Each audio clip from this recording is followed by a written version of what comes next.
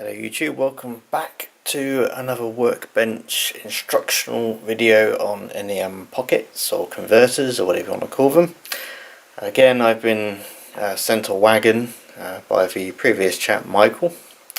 This is another sort of goods open iron ore type wagon, which has the good old big D type couplings which are moulded in to the underside and the front of the wagon. So not the one he wants, and he wants to update them to NEM pockets. Now, as you've already seen, I have done so on this end. So this is a similar style to the Bachmann Bulleid bogie converters, but they're the other way around. As you can see, the pocket extends backwards and it's quite flat at the front. Reason for that is you don't want them sticking out that way, because the pocket and the coupling will be sticking too far out and will cause problems and just looks rather unsightly. So this has got a KD18 in. As you can see, it lines up quite nicely with the flat part of the coupling. So this is quite straightforward. Need to clip or snip the big D coupling off, file that down and sand that down. Then we need to remove the old hook clip here, and if your hook's still in there, that should come out quite easily. So cut that off, create a small channel in the middle, about 2.5 or 2.6 mil deep. Add your glue, and then you should be good to go, as you can see on this end. So I'll talk you through it and walk you through it, and we'll see how we get on. Okay, so first step's quite straightforward. Just need to cut the big D part off. I've just got some flush cutters here. You can buy these quite cheaply. So just cut them off from here. That comes off. File the front down so it's nice and smooth.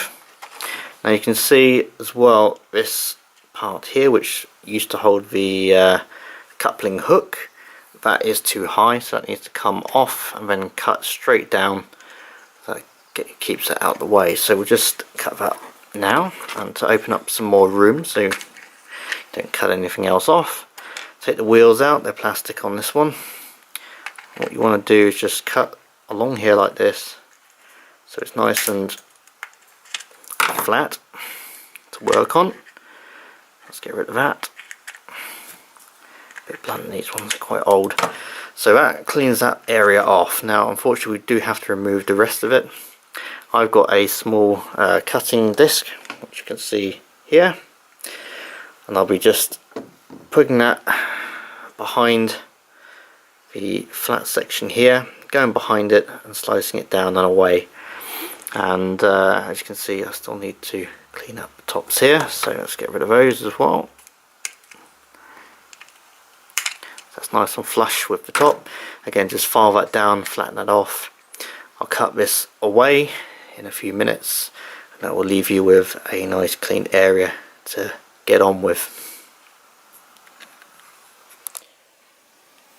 Okay, so we've tidied up the underside of it. You can see here there's nothing in the way now, so we can start work on the front. So it's all been tidied up slightly, so easier to see. And you can see on the front here, I'll get it in the sunshine, you can see I've already marked out where the pocket is going to go. So the pocket will go between these 2 points here. You see slightly rough on the edges there. 2.5 mil down and across the pocket width, which I've just scored with a knife. You can cut this out or file it down with a needle file, you can see here, and I'll use a vernier gauge to measure it. And we'll just cut that out now, clean it up, and then it's ready for installation.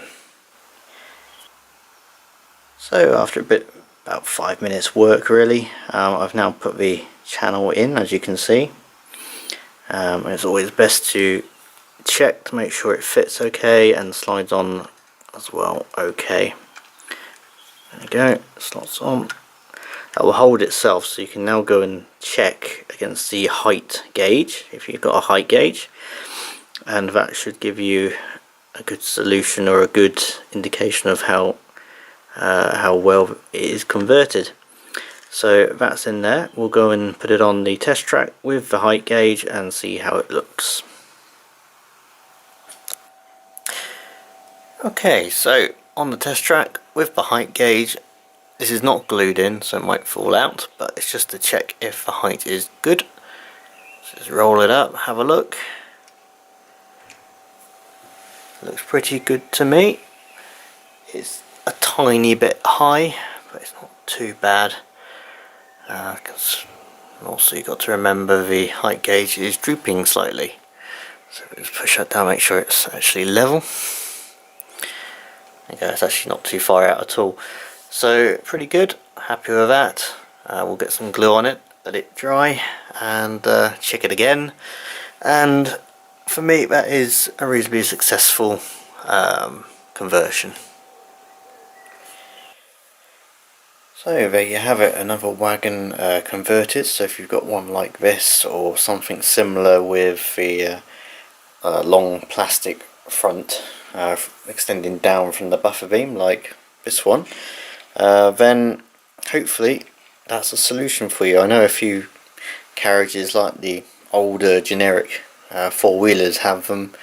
This wagon obviously has them. I've also seen a brake fan with it as well. So if that's for you, then hopefully this is a solution. Thanks for watching. These products will be available in the not too distant future, maybe April, maybe May, and look forward to some more hopefully in the future. Hopefully see you soon, and thanks for watching.